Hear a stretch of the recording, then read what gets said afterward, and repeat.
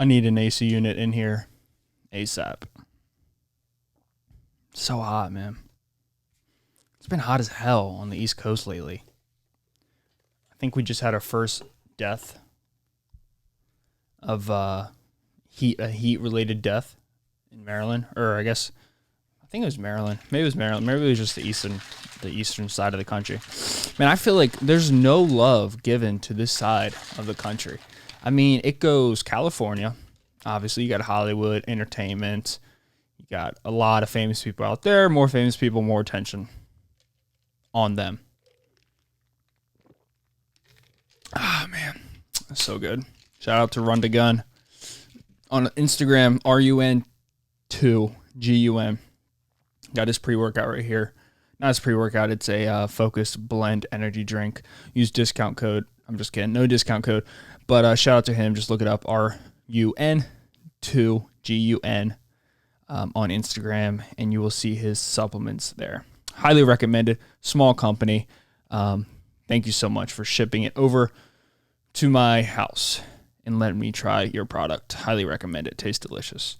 But yeah, I feel like East Coast gets no love. No love for the East Coast. Watch this. East Coast love. Dude, I've been watching a lot of podcasts lately, and I feel like my podcast is super unique in the sense that as I'm doing it, I have a very minor script. So when I first started the podcast, there was zero script at all. Mind you, I've only been doing it for a year now. So I'm very much a rookie still in the game, but I have done 100 episodes. I've done guests. I think I've done things that most large podcasts do. The only difference between my podcast right now and other podcasts is just the size. Mine isn't nearly as big, like number-wise. But I feel like when I'm doing the podcast, I have a slight script. When I first started it, there was zero script. And you can go back and still watch episode 1 to, 1 to, I would say 1 to 80, between episode 1 to 70. So between 1 to 20, bad. Like, not bad, but struggle city. At the time, I felt like episode 19 was just as good as episode 110 this one is, but it's not. Like, that's just a growth. In anything you possibly do, there's always growth. And at the time you're doing it, which is awesome. Like, if I at the time knew, like on episode 20, if I released episode 20 and I was like, holy shit, this is bad, I would never do it. But like, there's this, your brain tricks you, and the process tricks you into thinking that wherever you are, you're doing so much better than you were before. And that allows you to continue to grow your podcast and do certain things, whatever it is, not just podcasts, but branch out to anything. If that wasn't the case, I would not be able to continue to do it because I would never feel like I'm progressing. But I like the way that my podcast works because as I'm doing it, so like episode 1 to 20, I had zero script. Like episode 1, I talked about water. Like I talked about like my favorite flavor water, and it was so awkward. Like my table was shifted this way. I was facing this way instead of having the angle pointing at me, the camera pointing at me. I didn't know anything about like corners. Like having a corner in your podcast makes the podcast look larger. It makes it look like you're in a bigger studio, and that's the reason why I set up in the corner of the bedroom. But I didn't know that. I don't wear for you. So for audio, no one really cares right now. But for YouTube, my YouTube viewers, the wall behind me is gray, obviously. So when I used to wear gray shirts, it would blend in. I would look like a praying mantis on a tree branch. I would blend right into it. You wouldn't see me. And it's like little it's like little nuggets like that where I'm just like, I never would have realized that until I continued doing it. I'm watching the video one day. I'm like, dude, I can't even see myself. I'm just seeing my white teeth move, and I sound like an idiot, and the mic quality sucks. And it's like slow progress like that. And that's how that's truly how I believe you build anything. You have to you got to stay on the path. Like, and you can't rely on your your project. So if it's a podcast, so if it's like a clothing business from personal experience, or if it's like Twitch for video games, or if it's the stock market, whatever it is, anything that you are doing that's not your main focus, but is like a side focus, but you want it to possibly one day become your main focus. Clearly that's why you're doing it.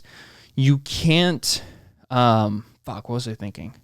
Oh, you can't rely on it to be your big winner in the process while you're in the beginning phase, or it's going to depress you right out of it. Like if I expected this podcast to be everything to me when I first started, I would have been disappointed because my expectations were just set at a point where very rarely they're meted. Like very rarely things blow up for people. And I didn't do that. I knew like 5 years from down the road, it would hopefully grow to something. I mean, even now I still understand that it's, I look over here to my right. So Taylor does this thing where she will drink a water bottle, but not the entire thing. And she would just leave 1/4, 3/4, half drinking water bottles throughout the house. It drives me fucking insane. So if you're watching this, Taylor, if this somehow gets back to you, if one of my friends show you, or one of your friends, whatever, that right there it's distracting me. I'm a professional here. I can't be looking at this shit. Fuck. What was I talking about? I don't know what I was talking about, but yeah, guys, episode 110. We're doing big things here. Shit, what was I talking about? I guess essentially what I was trying to say is you just got to continue with the growth. You just got to take it as it comes. You got to adjust when you need to adjust. You got to view the marketplace and just keep on pushing content like Tuesday and Thursday every single week. I missed a Thursday, but I push it to Friday. When I first started, I was doing like 4 to 5 podcasts a week, and I was like, that's how you got to fucking do it. You got to do it like that. You got to blah, blah, blah, blah. But I set myself up for failure because if I could do 4 to 5 podcasts a week, that's what I want to talk about. Let me not forget that. I would do it, right? I would do 4 podcasts a week if I could. If I was making hundreds, like $50,000, like if I could make that my primary source of income, I would do that. I would do 4 podcasts a week, and I would, hire producers, and I would, go look for space to set up a podcast, a studio. I would do everything. I'm so fucking excited. Today's a good day. But I can't do 4 podcasts a week. Just like if you can't bench press 315 pounds, you're not going to just do 315 pounds. You're going to hurt yourself. You're not going to get the weight off of you until you build up enough to get to that point. So if this podcast gets to the point where I had to work, I have to work, I have to go to school, I don't have to, but I have to, if I want to do well for myself, I got to work, right? I got to make money, especially now, dude. If you're somebody right now who is right out of college, or if you're somebody who works a summer job, or if you're somebody who just has a job right now, right? Like I'm talking right now as you listen to this on Tuesday. I think it's August now, so happy August. You do not, under any circumstance, quit your job right now. Do not, under any circumstance, quit your fucking job. Keep your job. With all of the chaos going on, having a job, I don't care if it's picking up dog shit. I don't care if it's an Uber driver. I don't care if you're flipping burgers at McDonald's. I don't care what you're doing. Do not stop working, because we are being portrayed. We're not really being portrayed anything. We're just not coming to rational conclusions.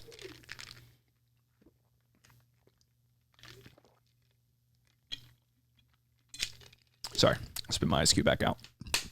I shouldn't do ice when I do podcasts because I chew into the thing. I've never eaten on the podcast. Maybe one time I did with Charles or maybe Taylor. I would love to do that, like eat like Papa John's. I'm such a fucking loser. Why would I want to do that? It's just me in my bedroom. Shit, what was I talking about? Oh yeah, keep your job. Like, keep your job. We're in for it, guys. This is not going to be an easy fix. Come November 5th, if Trumpadoodles is in office, or if old man Biden, or what does he call him? Sleepy Joe Biden is in office, it doesn't matter. It's going to be hard. Look, even if like everything does go away, at the end of the day, businesses have already shut down. So to reopen a business, you got to have an entrepreneur with the confidence to go out and build a business, to get property, to get clients, to hire people. You got to have your society has to be built.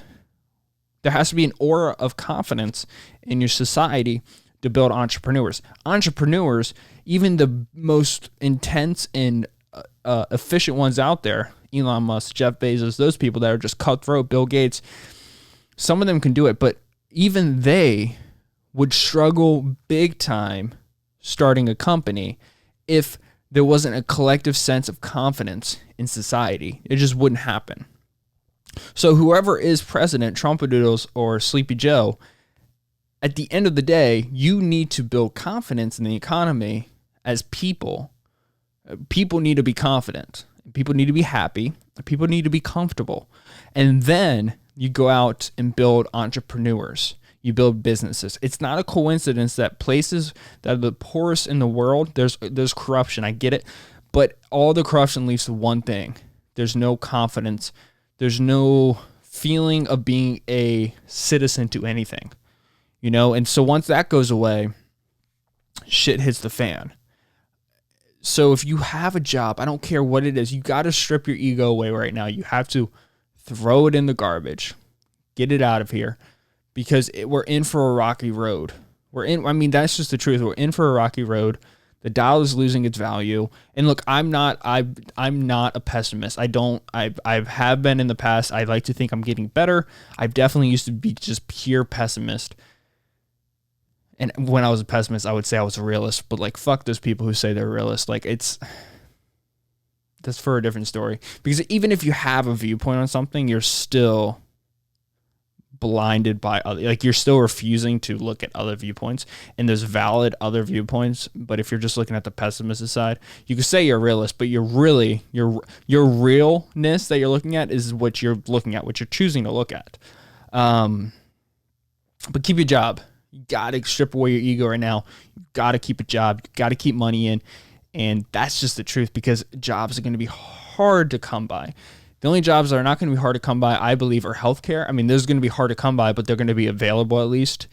And maybe like Amazon drivers. I'm sure they're going to need Amazon drivers. Just keep your jobs. Don't be quitting because you want to party on Fridays and Saturdays and you don't want to work. And you would rather party, lose hundreds of dollars, instead of making $100 a weekend, because it's going to be intense. It's going to be rough. But it's going to be okay. It's just going, but also don't listen to me, like, fuck me. Like, what am I talking about? Don't listen to me. That's just, I guess I'm talking to my own brain right now. That's like, I would never, like, right now ever look for a new job, or like, I couldn't imagine, even if you're the greatest employee in the world and you are a great employee, you get hired, and 6 months go by, you're still the newest employee. And we know what happens to the newest employees. Unfortunately, that's the truth. It doesn't even matter if you're the best employee. Some businesses are actually run correctly. They know if you're a good employee, they keep you. But some businesses are not. I've never had experience with those businesses. Every place I worked for, management's been awesome. But yeah, that's what makes my podcast. That's what, oh, Jesus Christ. That's what makes my podcast. I love these fucking shorts, dude. I have flip-flops on. I've never been a flip-flop guy. Like, really, ever. I like the ones that don't have the little, like the slit, like the thing that looks like the upside down V. I don't like those that much. I like the one that's just strapped over. I guess they're called flops or flippy flops. Slides. They're called slides. Sorry, they're called slides. Slides. I like these slides. The Oreo slides. They're really comfy. I fucking love them. They keep my feet nice and warm. They keep the morning dew off my feet. I went on a run this morning. That's why I like my podcast. I like it because I feel like it's so real. Like as you're watching it, you can literally, I've never cut anything. I've wanted to cut things out of the podcast before, but I've never cut anything out of the podcast because I just don't feel, that's just not me. Like when I am among human beings, not a monk, but among human beings, I feel like I kept my mouth open way too long. I keep my, that's going to be a meme. If this podcast ever does get big and people listen to this, that's definitely going to be a meme of me just with my mouth open on the O like this. That's another meme. Memes are good. The memes make you go viral real quick. What was I talking about? Oh yeah, but it's just super authentic. Like I literally come up with my titles as I'm doing the podcast. Like as I'm doing the podcast, I come up with the titles. Shit's going. It's really weird. Like I was kind of in a podcast rut there for a second because all those things are going on with my dog. You know, like we were in the vet every day, and I didn't really know what was going on. I thought she was gonna die at one point. I thought she had like blood clots. I thought she had like a parasite in her brain, like eating at her brain. And so I didn't really know what was going on. I started having like suicide dreams of babies killing themselves and shit. So I was just kind of like, I wasn't in a dark place. I was just in an anxious place. I was anxious. I didn't know what to do. I didn't know what the future held for me. So I kind of fell off the bandwagon of running. I kind of stopped running almost altogether. I think I did one run one morning when I woke up and she seemed okay, but that was Sunday, and then we ended up going to the vet that night. But shout out to the vet near me. It's like this Annapolis. I think you guys just saw like my fucking snow white legs. I get acne I get ingrown hairs right up on the top of my legs. But we went to the place, blah, blah, blah. You guys already heard about that on a few podcasts ago. But it's really, it's for people who run, this isn't breaking news, but for me who's always just been in it, like I've been lifting weights since I was like 15. So 8 years I've just been lifting weights. I probably don't look like it because I'm running right now, and I've kind of neglected strength training, which I just finally started heavy lifting again on squats. When I say heavy lifting, I mean 225 in the squat. I know, kill me, but I haven't squatted heavy for years because knees. At the end of the day, squatting super heavy can be safe, but what's safer is not squatting extremely heavy. That's just my opinion. Don't go after me, or do go after me because I'm probably wrong again. So if I'm wrong, please go after me and tell me why I'm wrong, please.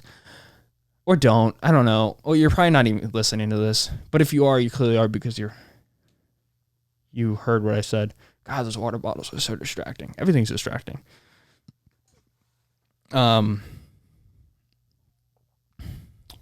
Yeah. So I started running again. I think I've done like 3 days in a row. Dude, I went running 2 days ago. I got to get cards for my dad, business cards for my dad for my gym. I went running I got to get a haircut. I'm probably going to get a haircut on Monday. I should get a haircut on Monday. I got paid. I get like a $35 haircut because it's so fucking valuable. I shaved my face too. Like a good haircut I always like to plan them on Monday because you get a good haircut. If you're in a shitty place, like if you're in a real shitty place, you won't get a healthy, or you won't get a haircut. But if you're just if you're in a rough patch like I was last week, get a haircut, man. I'm telling you, it changes the game. It makes the rest of your week just so much easier. It's so nice. I got to stop messing with this thing. I mess with it every single podcast. I'm sorry. I apologize deeply to you people. Does this thing move? Haha, it does move. That's so cool. Oh, that's cool as shit. My manager. Anyways, sorry. Fuck, what was I talking about? I'm so sorry. This is way too jumpy. Oh yeah, but so I recently got back into running again, and it is a game changer. It really is, especially when I do so today I did an early morning run. I started my run at 5:43 this morning, and that's normally the time I like to start my runs. Like when I was doing it consistently, I think I've been doing it now since February. No, probably March. April, May, June. So I've been running now for about 4 months, I would say. And I've obviously gotten faster. I've lost a lot of muscle in my legs. especially my hamstring area. So I'm gonna start deadlifting again, just because I don't want to go super heavy anymore when I run, or because I'm running. I don't want to be too sore when I run, and I've just kind of fallen in love with running. So when I'm not running, or if I'm working out a lot, it's gonna affect my running workouts. I say that, but I'm just a bitch. It wouldn't affect it if I just ran. So I kind of laid off running a little bit. I brought down my weight from like 210 to about 195, 197 in the morning. I want to get down to 185. I want to see where I am at 185. That's another 10 pounds off of me. You carry a 10-pound weight and you run a mile, and then throw the 10-pound away, run a mile. I guarantee it's like a 30-second difference. I would honestly say it's between a 30 to 1 minute difference. So once I lose those 10 pounds, my numbers are going to be going up again. I'm going to feel a lot better. Maybe even get down to 180, but that might be too skinny for me. I haven't been 180 since I was 19, maybe. I don't know. It's been a brick, as the young kids would say. It's been a brick. But it really does. It is. I've taken Adderall before. I've had Adderall before in my life. Running is like Adderall, except without depression. Like, I don't know. I don't think I've ever been really open with people, but I've taken Adderall before, and I think I was on it even during this podcast. I'm not too sure. I get the dates kind of mixed up. I think I was. Don't quote me on that. But dude, that shit was depressing, man. That's my honest review on Adderall.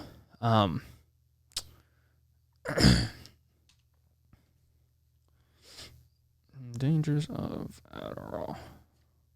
Yeah, for me, it was depressing. It made me sad. It made me, the best way I like to explain it to people, if we ever have conversations about it, is it's like waking up in the morning and going to bed. Waking up, you see the sun, you can see the colors, you can just feel the air, you can hear things. And going to bed, you can see the colors, you can hear the crickets now instead of the birds. And you can just feel the colors, and you can feel the colors of everything. It's a weird way to interpret that just through my words, but you can feel the colors. But I was on that stuff for a solid 2 months, honestly, and I was prescribed it. It wasn't illegal; it was legal. And it was weird because at the beginning I was like, I liked it, you know, it was good for me, right? I liked it. It really does help. It helps a lot. It really does help. For me, it helps me a lot because it did its job. And I'm thankful I took it for the time I did, because it slowed me down enough so I can process my emotions. And it gave me answers to things that I've always had questions on in my life. Why was I unable to do fill in the blank? Schoolwork, pay attention here, do this. Why was I always getting in trouble, getting notes sent home? It gave me an answer for that. Like somebody who is undiagnosed with autism spectrum disorder, once they get an answer, it makes things make sense. You know, it makes the family feel more content. They understand that the questions are not as open. They're closed questions. There's a check mark in the box. And what Adderall allowed me to do was to answer questions, allowed me to check off my boxes, which was a beautiful thing. It really was. It was a beautiful thing. And it allowed me to focus in school, allowed me to do well in school, which allowed me to do well in school. And that gave me the confidence. It was a confidence booster, right? It was a confidence booster in a lot of aspects. It allowed me to know that if I can figure out this focus without the use of Adderall, then I can figure out techniques and tools to apply that later when I'm off it, because I never wanted to be on it for life. Like I know I have friends that have taken it since they were 10 years old. And I have friends that told me that, and it makes sense. I can see it because I've taken it long enough where I can tell when somebody's on it. Just like a meth head can tell because that's what it is. It's legal meth.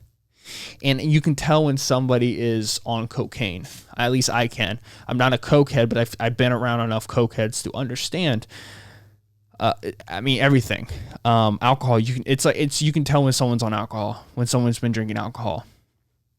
The pupils always will give it away. And I've taken it in Adderall, and it's helped. It did what it was supposed to do. It taught me techniques to apply when I'm not on it.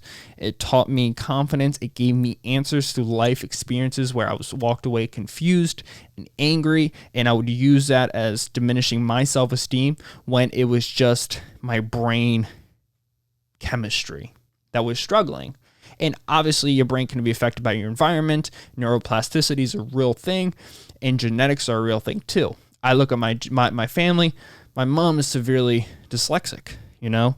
My father definitely has a bit of ADD in him, unless he's he's task oriented. So if he's got a task, he's good.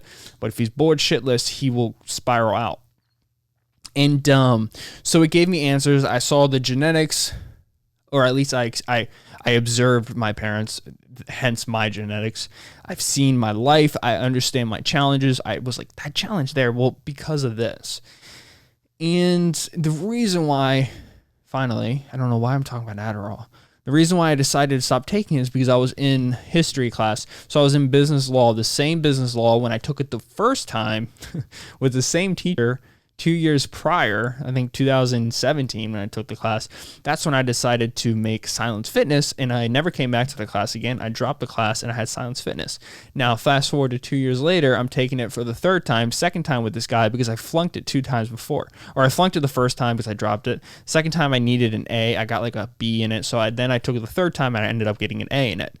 But with the same professor, I don't think he ever figured out that I retook his class.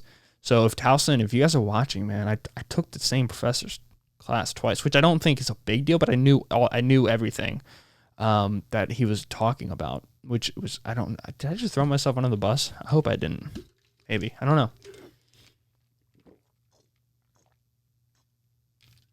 But one thing I'm very self-aware about myself is that I tend to have a very obsessive personality. I'm not an addict by any means. I don't believe I'm an addict. I would never take a risk, and I think I would never take a risk to figure out if I'm an addict. So I think that inherently makes me non-addict. But I do have addiction that runs in the family pretty rampant. So, and it is a disease, and there are genetic depositions. Nope. There's a possibility of me having addiction in my makeup and my personality, but I know, at least right now, that I don't think I have it. Pretty positive, 98% positive, not 80% positive. But obsessive, I can be very obsessive, especially if my obsessiveness gives me results. That's when it becomes dangerous, when it's a positive feedback loop. So I was taking Adderall for about 2, maybe 3 months. I don't know, maybe it was longer than that. It's probably like 4 months I was taking it, honestly. And I was depressed. I felt like I was being selfish in a lot of things. The colors of, like I was saying about sunset and sundown, I couldn't feel colors anymore. I didn't realize this until I got off of it. But during the time that I was on it, the number one indicator that I was like, fuck, I should not be taking this anymore, was that the only option was to continue to increase dosage. And to me, that was a very clear-cut sign of addiction. If you look at addicts, they will increase, they won't maintain. You know what I mean? They won't. If you're an addict, I would love to converse with you. They're not okay with being okay, just average. They will increase the alcohol consumption. They will increase the risk. They will increase the riskiness of the situations that they're in when they're consuming or doing the addiction. They will put themselves in dangerous situations to increase the risk. And there's a lot of I'm not an expert on any of this. I'm not an expert, so I could be wrong on those things. But once again, that's just my opinion, and that's just my experience with addicts. My few run-ins I've had with them, more than a few. But I was sitting in class, and I was like, this is weird, there's just uphill from here. There's no way for me to come off of it. And we're not talking about, my doctor isn't talking about it. My doctor isn't talking about it. And I'm sure there is a technique to stop taking Adderall. And there was also like, take it when you just need it for school. And I was like, I don't like that idea either, because I feel like I'm cheating in a weird way. Even though I know I'm not cheating, but I just didn't like that idea to use it when I needed it, because it would lead me to using it whenever I needed it, which I would convince myself I always needed it, because it felt like you were cheating, because you weren't, but I guess you kind of were. Is me denying it, because I don't want to embarrass myself, even though I'm already pretty open about it. My drug use, just kidding. Prescription drug use, which is still drugs. And I didn't abuse it though. I took it as that's the thing. I took it as I was given it, as I was prescribed it, 15 milligram XR Adderall, and then like a regular 5 milligram Adderall, which is like very low dosage to begin with. I had friends that would take like 30 to 40 milligram doses. And if I took that shit, man, I would paint a mural. Like my whole room would just be graffiti. Like my room would be spotless. Like, I don't know how those people took that much. That's crazy. That's crazy to me. But once again, this is why I like the podcast. This is why I think my podcast is unique. And yes, I am showing off my podcast, because I like how it took this. I mean, I have South Park here and something to do about Donald Trump I was going to talk about, but boom, look, talking about Adderall. Which I feel like a lot of people find that annoying, but for the people who don't find it annoying, I think they understand, and those are the people that I'm going after, and those are the people that watch. And look, by the way, my experience is not everyone's experience, so I know a lot of people who take it and they really do need it. But the reason why I started deciding to wean off of it, and I didn't have to wean, it was pretty fucking simple for me. Pretty simple for me. And I will connect running together. I know we're nearing towards the end of the podcast, but I will bring it full circle, and I will bring back fucking lawnmower people. I will bring it back full circle, and I will connect it to running, and then I will let you guys go so you can enjoy this fine Tuesday on August. I think it's August 9. And yeah, it's like August 3rd or 4th. It's July 29th as I'm recording this podcast. So I was sitting in my business law class that I took for the third time at 2 different schools with 2 different professors. Even though I had 3 classes. So that means one of the classes was done with 2 professors. I fucking love numbers. So I'm going to get an Apple Watch because it gives me numbers.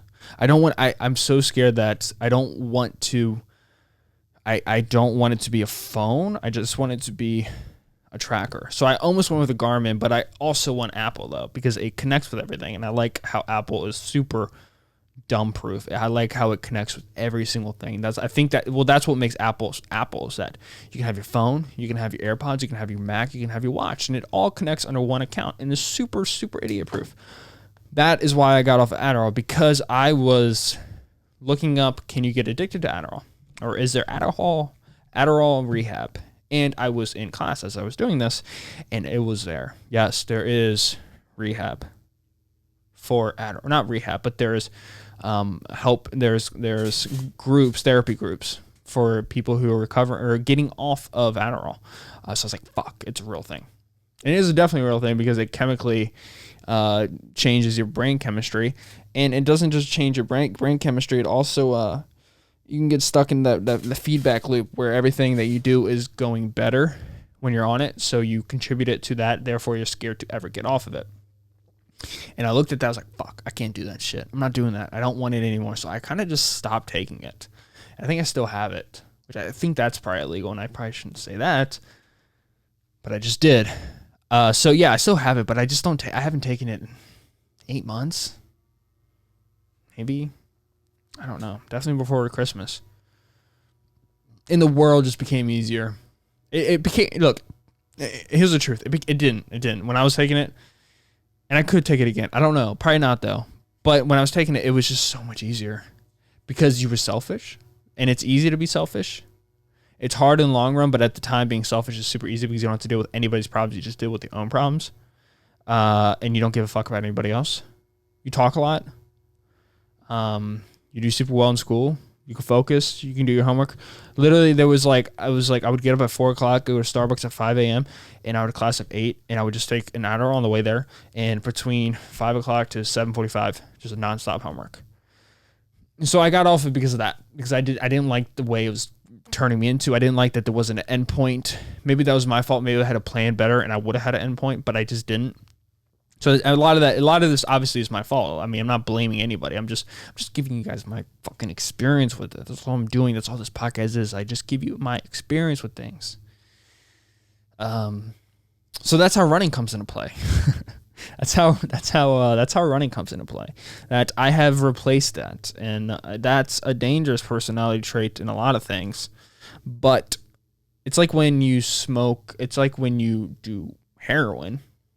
You get off of heroin, and if you can maintain just smoking weed and the weed stops you from doing heroin again, then you should probably continue to smoke weed, unless it leads to cocaine and that leads to other things.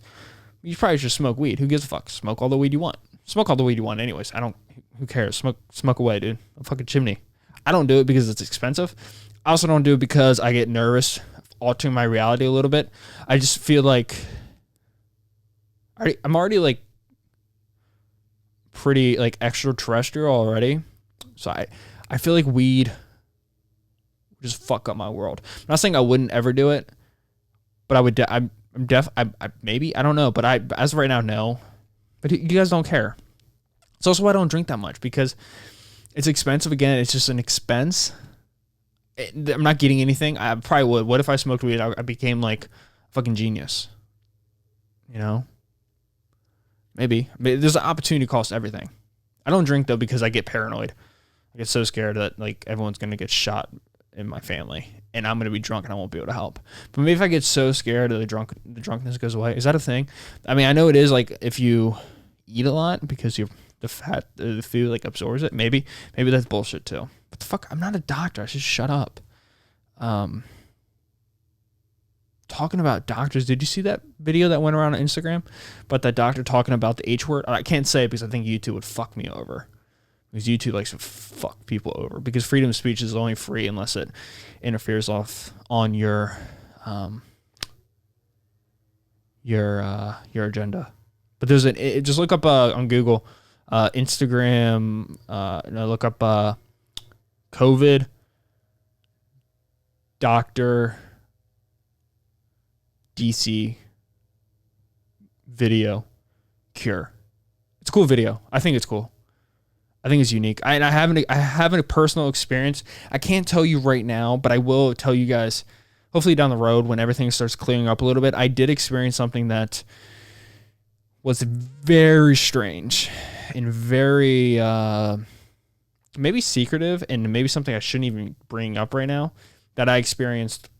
And I would tell you, I'm going to tell you guys later down the road. But let's talk about running right now. So I've kind of taken running, and the same effects I get from Adderall, I get from running. It's crazy. I feel like shit. I almost threw up today on the side of the road. I almost had to pull over the side of the road and throw up, because that's how much shit I felt like. I felt terrible when I ran.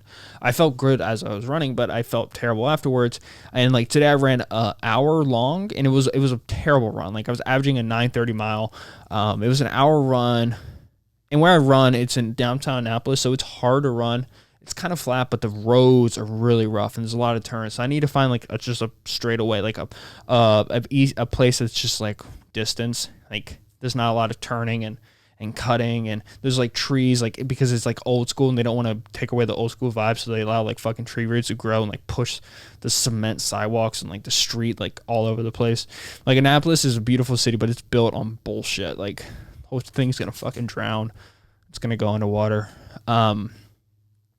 So like if I run early in the morning, I feel the energy I get for the rest of the day. Dude, my shorts are all the way up my fucking ball sack right now. You didn't need to know that. Sorry, I apologize. Shout out to this coffee company. I fucking love this coffee company. In Smith Mountain Lake Coffee House. Yeah, I love the coffee. I miss that place. I want to go back there, Smith Mountain Lake. I fucking love it there. Such a beautiful area. So I kind of replaced running as my Adderall, but without all the negative side effects. And I feel healthier. I've been losing weight.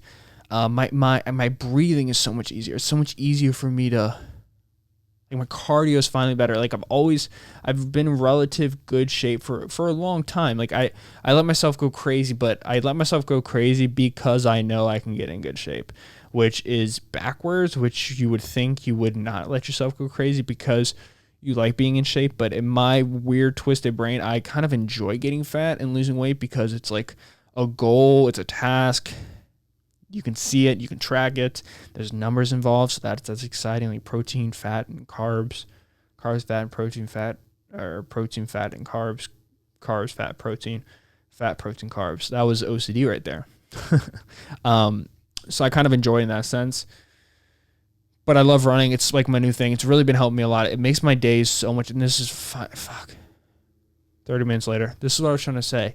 It makes my days so much more productive when I implement running in my mornings, especially my mornings when it's not that hot, because all like this is complete fucking voodoo science, but all the chemicals like in my body build up, all the, I just feel like all the just bad thoughts and just things that might hold me back for the day build up.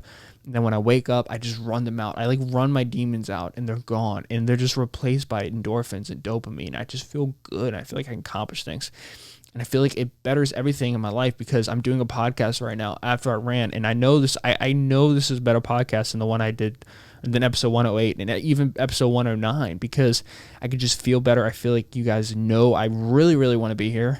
And you guys know how engaged I am right now. Even though I'm all over the place, I'm being the most myself I could possibly be right now. And I like every time I see someone who runs, I'm like, dude, I apologize for always putting down running. Like, I understand why you love it.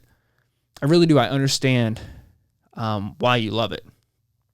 But yeah, guys, that's episode 110. You guys know. You guys and girls, sorry. I'm grateful for everybody who supports this podcast. So with that being said, I'll catch you guys in episode 111 of the Michael Lab Show. Until then, stay good to yourself. I'll see you then. Peace out. Enjoy hump day.